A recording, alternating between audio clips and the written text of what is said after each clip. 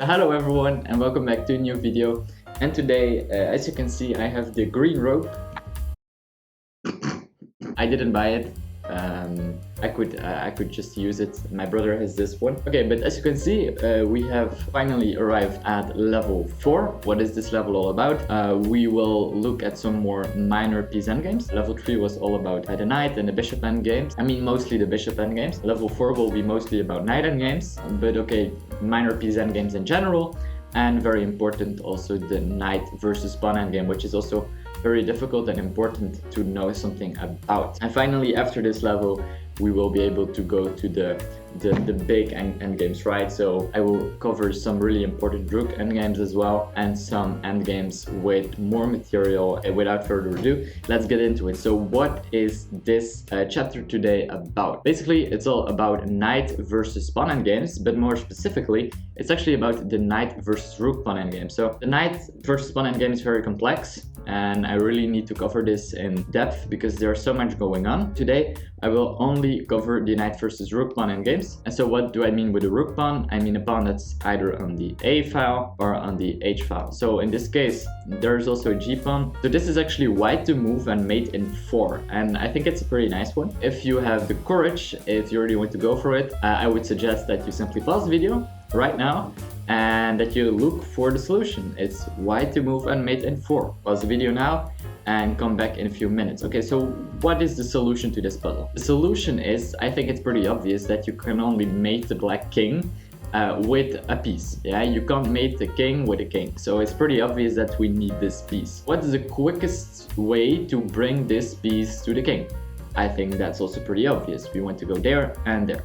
Okay, what we play is this. Black can play two things. He can either push this pawn or he can go there with the king. These are the two only legal moves in the position. Eventually, whether black plays this or this, there will be some sort of a transposition.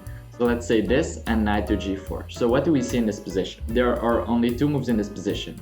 It would be stalemate if there were no pawns on the board, because as you can see, the king has no moves. Let's say he plays g5. So how do we actually want to checkmate, right? Because we need to win this knight to attack the king. From which square can we attack the king? Well, from this square. How in the world can we get there? I mean, there are so many moves to play. Is there another square from where we can like checkmate the king? Yeah, it's this square. Okay, so how can we get there? Well, it's pretty easy. We simply need to make room for the knight in order to checkmate. And why is this checkmate actually? It's because black is forced to play this move. Because if he wouldn't be forced to play this move, then he would have still had an escape square, but in this case, it's not the case, because this is going to be a very nice checkmate because we control these squares and the knight attacks the king. So that's the idea of the puzzle. So let's have a look at this position, and you might say, well, this is nothing different from the position we've seen before. Yes, it's true. The only difference in this position is that it's black to move. It differs a lot. So in this case, we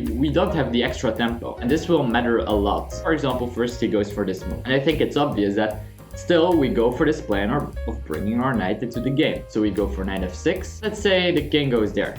Okay, king h2 and knight to g4. The king goes back. We don't have the exact position we've seen earlier. And this is because after king f1, g5, king f2, h2, we have no extra time to play this move and afterwards knight to f2. Because let's say we would play this move, this would now be stalemate. It would be stalemate, why? Because black has no extra tempo left. These pawns have no way to move, and actually this king is stalemated. So that's the whole problem, so we can't do that. So now we need to go for the other plan, right? As I said, there are basically two ways for white to mate. Either to go like this, or the other square from where we can give a checkmate is of course this one, yeah? In this case, the idea will be to reroute the knight in order to give this pawn a move, because otherwise it would have been stalemate. So we need to give this pawn a move, and then eventually we will mate. What we will do is this, this, and this, and by the time we arrive on g3, the black pawn will have moved twice. So then we get this, this, this, this, and this. Okay, so by the way, just so you know, we can also play a move like this, for example. It doesn't really matter. Both are the same checkmate. Okay, so these were two tactics for you guys, and I think it's one of the most beautiful patterns to kind of use the tempos of your opponent to eventually mate. I am a big fan of these kind of puzzles. So, but okay, anyway, let's go into the more theoretical ones. This example is more theoretical, and it's all about this knight and the fact that this knight can't triangulate or can't lose a tempo in any sort of way. How does this matter exactly? So I'll explain this in a moment. First of all, you can see that this king is placed pretty weirdly. Okay, so what can we do about that? Well, we can go to f8 or to f7. What do we do with this? We take off both of these squares, which means that the king nor the pawn can move. We can go to there, and there is no way to move, and only the knight can move. It's the same case with king to f8. In this case, also these pieces can't move, but it's only the knight who can move. It will be all about the knight and whether the knight is able to control one of these squares in the right moment. Actually, it depends a lot whether black goes there or there. The right solution is to go to f7. You can't go to f8. Why can't you go to f8? White will be able to, at the right time, go to something like this and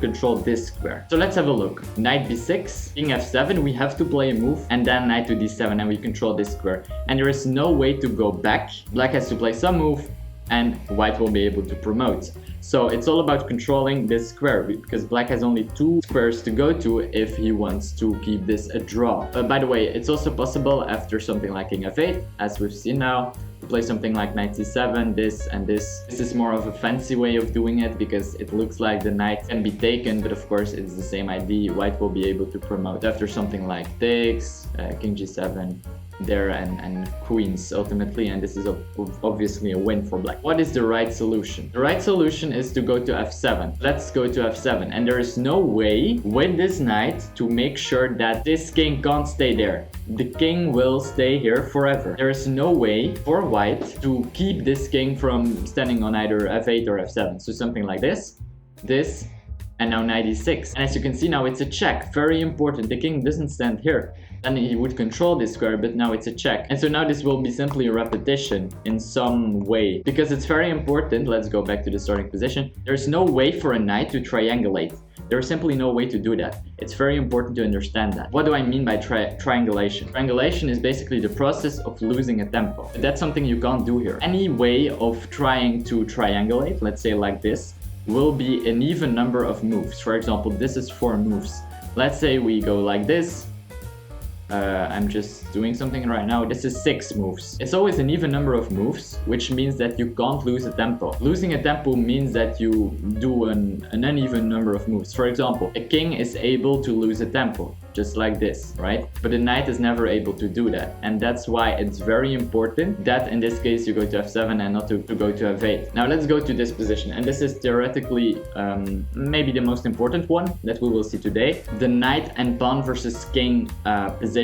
If you have this kind of material, right? A knight and a pawn versus a king, this is like always a win for black. But in this case, it's not the case. With the bishop, for example, it's also always winning. For example, especially if it's a non-rook pawn, it's always winning. If it's a rook pawn with a bishop instead of a knight, it's only a draw if it's the wrong color bishop, right? If it's not the color of the queening square. That's the only difference. But in this case, actually, why is this not a win? Because usually with this kind of material, for example, in this exact example, this is an easy win for black. Why is this now a draw? Very important to understand. It's because the king isn't controlling the pawn. The knight stands here all the time simply to protect this guy. As soon as the king comes too close with a king in the corner, this will be stalemate. So something like this, and there is no way for black to make progress. Because as soon as he wants to defend his pawn in order to make room for this knight so he can move, because as soon as the knight moves, we will take this pawn, remember? Let's say he would do that, that would already be stalemate, because then all of these squares are controlled. So there's no way for the black king to get any closer. So we would get something like this,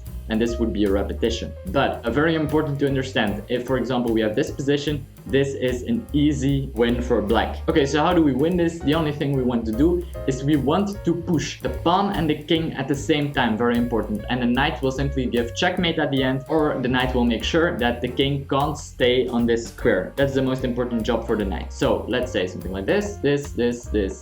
We push the pawn and the king at the same time. That's the only thing we're doing here. The knight isn't doing anything, so something like this. Okay, in this case we will simply reroute the knight a little bit to make sure that we can actually protect this square. So after something like this, very important to make sure that the king can't stay on h1.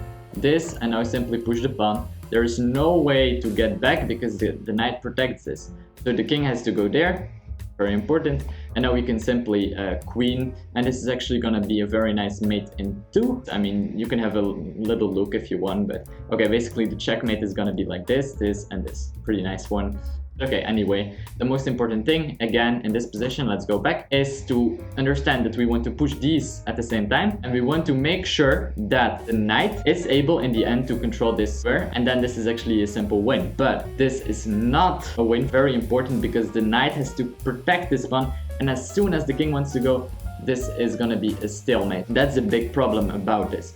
And let's have a look at the very last example. This is also gonna be a draw. Why? Because again, this pawn can't move because this pawn is here. And so the only way for black to win this would be to go after this pawn, try and capture it. There is simply no way to take this pawn because then immediately it will be stalemate. And if we sacrifice the knight for this pawn, it would be simply a drawn endgame. King and pawn versus king with a rook pawn, and it's also a draw. I will leave a link somewhere above. Just to show you this, something like this. The only thing white has to do is to keep standing on these squares, something like this. We have actually already seen this team. This is fortress. So the problem is, as soon as the black king comes too close, this is gonna be a draw. So the king can't do that. The king has to go back. Something like this, and this is eventually gonna be, this is simply gonna be a repetition, so something like this. There's no real way to do anything for a black here. He's simply gonna make some moves, and they will agree to a draw. Also, for example, just to show you this, if the knight wants to sack itself for the pawn on h2, it's not really gonna work, because after this and this, I mean, he has to protect the pawn. There is simply no way for black to win this because it's an endgame with a rook pawn, so then we would get something like this. And eventually, if black wants to push the pawn, it's gonna be a stalemate after something like this. This is simply gonna be a stalemate, just like that, because all of the squares around the king are protected and the king is not attacked. So what we saw today was the knight endgame, and more specifically with the rook pawn, right? With either the h or the a pawn. And I mean, today we've seen some rare examples, also some more tactical examples, and later on in this level 4 we will go to some more theoretical stuff. Okay, so I really hope you enjoyed this video, and as always, I hope to see you in the next video. Bye!